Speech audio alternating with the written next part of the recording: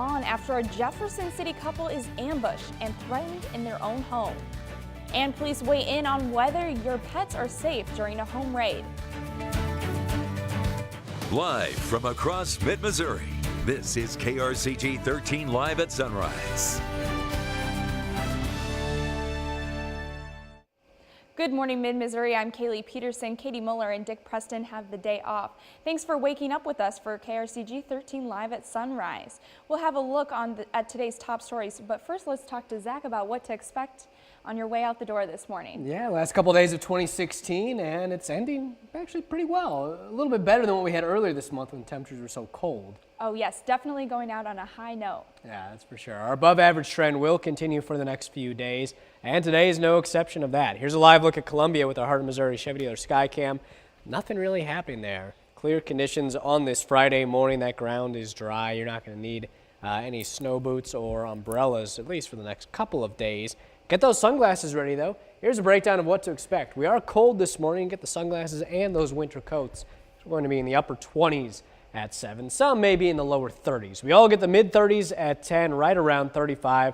Sunrise is at 7:27. We get plenty of that today. Highs, not bad at all, as we're going to be in the lower 50s at 51. Now, we are cooling down, and rain will be back. I'll tell you when. But now let's get the news from Kaylee.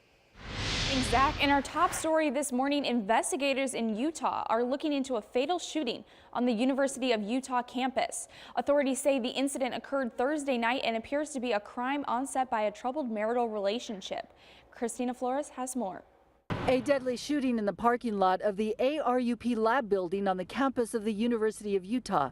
Thousands of workers inside heard an alarm. They started ringing an emergency alarm around 5:30 that a code purple was happening and that the building was on lockdown and that no one was allowed to leave. Workers had no idea what was happening. It's very scary. We didn't know if it was inside or outside. Police say when they arrived, 23-year-old Catherine Peralta, an ARUP employee, was dead in the parking lot. Police say her husband, 25-year-old Richard Peralta, shot her, then turned the gun on himself. It appears that there was a domestic situation, and this is where he came to confront his wife, and it ended up in a tragedy. University Police Chief Dale Brophy says several people in the parking lot saw the shooting. After more than an hour on lockdown, workers in the ARUP building were free to leave, shocked by the scene in their parking lot. This is not something we've ever experienced. If you missed this story, it's one you'll only see on KRCG 13. A Jefferson City couple seeks answers after a violent home invasion. They say a man broke into their apartment and threatened to kill their unborn child.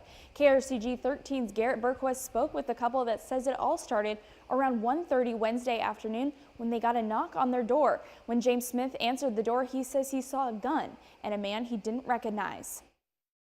Comes back with the gun, steps, hits me, I fall back, Lisa jumps in the middle, so this is right here. And just like that, a quiet afternoon turned terrifying for James Smith. The guy ended up saying, give me, I want all your money. I told him to get out of my home. He started pistol whipping me. Smith says his fiancee, Lisa Knowles, stepped between them.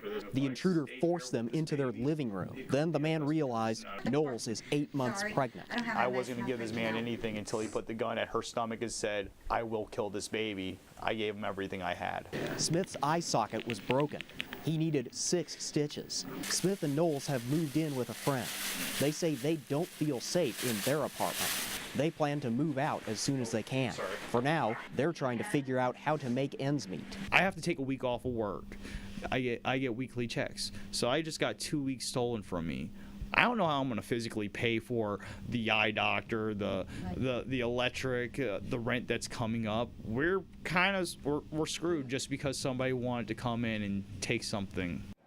Jefferson City Police say they're investigating the home invasion, but they cannot provide further details. Smith says his attacker was a slender man about 6 feet tall. He was wearing a skeleton mask and a shirt and red shoes with white shoelaces. We'll continue to track this story and update you online and on air once more information becomes available.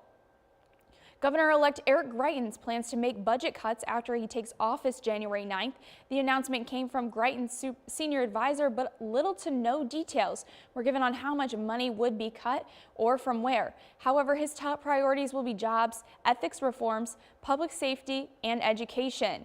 Greitens is also expected to share his pick for Chief Operating Officer next week. This is a new position created by the governor-elect and will be filled by a business person.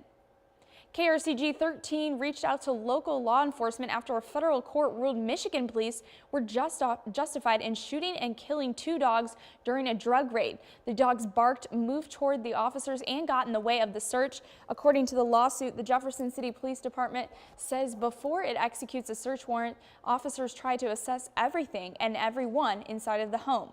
Captain Doug Shoemaker says they use a special weapon when they know they're going inside of home with pets.